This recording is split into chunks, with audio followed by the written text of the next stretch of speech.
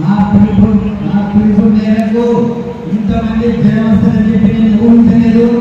ఎందుకంటే నేను రాజశేఖర గవర్నమెంట్ లో ఇంత పెద్ద సభ చూసిన పోయినలో మళ్ళీ ఈరోజు చూస్తున్న 15 సంవత్సరాల తర్వాత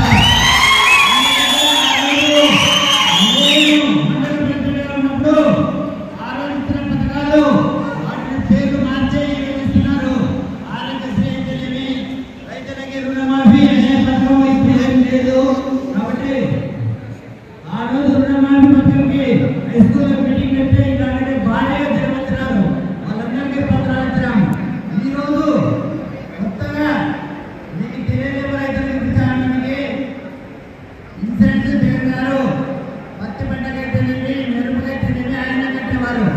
కానీ ఇప్పుడు మనల్ని ప్రతి పంటకి పత్తికి 2000 రూపాయలు మెరుపుకి 1200 రూపాయలు కట్టమని వాళ్ళు అడుగుతున్నారు. అంటే కడితే రేపు గ్యారంటీ ఇస్తామనే స్యూరిటీ ఏమన్నా ఉందా?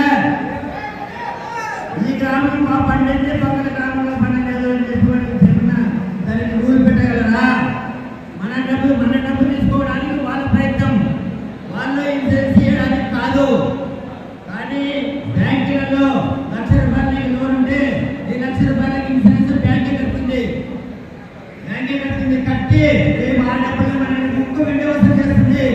కాబట్టి రైతులు దీనిపైన చాలా బాగా ఆలోచన చేసి బ్యాంక్ మేనేజర్ మా పంటకి మీరు గ్యారంటీ ఇవ్వలేదు కాబట్టి మా పైన మీరు రుద్దుతుంది, మా లోన్ పైన మీరు మా పంటల పైన మీరు గ్యారంటీ ఇన్సూరెన్స్ ఇవ్వలేనందువల్ల మీరు కట్టం డబ్బులు మీరు ఎవరు కూడా చేసి కట్టినా మనకి డబ్బులు వస్తామని గ్యారంటీ లేదు.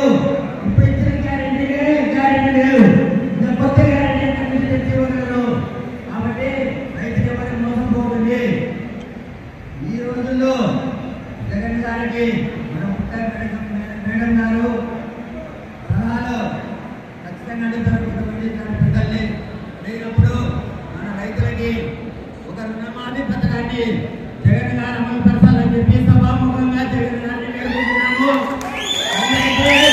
మనకి అదొక్కటే వచ్చింది తప్ప ఆ పథకం వస్తేనే తప్ప రైతులు బాగుపడరు. ఇప్పటికే అప్పులపాలు ఈ 5 సంవత్సరాల నుంచి అప్పులపాలు ఉన్నారు. కాబట్టి 10 సంవత్సరాల నుంచి ఈ అప్పులన్నీ పోవాలంటే పంట పండించడానికి గిట్టుబాటు ధర లేదు. పోనీ వాళ్ళు ఏమైనా కొంటారంటే ఆ పంటని గవర్నమెంట్ కొనదు. ఈరోజు టమాటా 2 రూపాయల కేజీ ఉంది, మరుసటి రోజు 50 రూపాయల కేజీ ఒక రోజు ఉంటుంది. 50 అంటే అందరూ మార్కెట్ తీసుకుపోతే ఎమ్మటే వాటిని ఆడ తల్లి రావాల్సింది తప్ప కొనేవాడే లేడు. కాబట్టి మన రైతులం కానీ రైతు కూలీలపై ఉండేది ఎక్కువ. కాబట్టి మనందరం కూడా జగన్ గారికి గెలిపించుకొని జగన్ గారి ద్వారానే మనకి రైతులు బాగుపడతాం. కాబట్టి మీరందరూ కూడా మేడం గారికి సహకరించి మేడం గారిని గెలిపించి అత్యధిక మీరంతా గెలిపిస్తారని చెప్పి కోరుకుంటున్నా. ముఖ్యంగా నాగేశ్వర గారు చెప్పినట్లా ఏదైనా మీకు ఏదైనా ఆపదలు వస్తే మా దగ్గర నేను మాది అని చెప్పి అందరూ ఉన్నాము.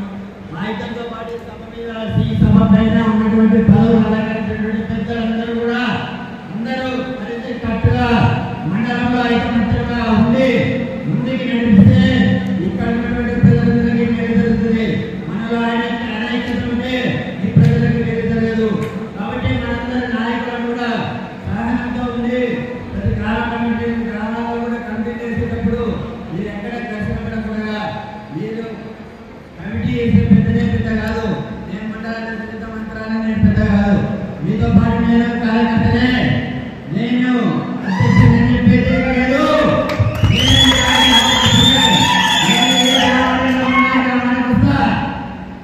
మాతో పాటు కూడా పదవులు అలంకరించిన వాళ్ళందరూ కూడా సహకరించాలని కోరుకుంటూ ఈ సభకి మీరందరూ తిరిగి మీ అందరికీ నా హృదయపూర్వక నమస్కారాలు.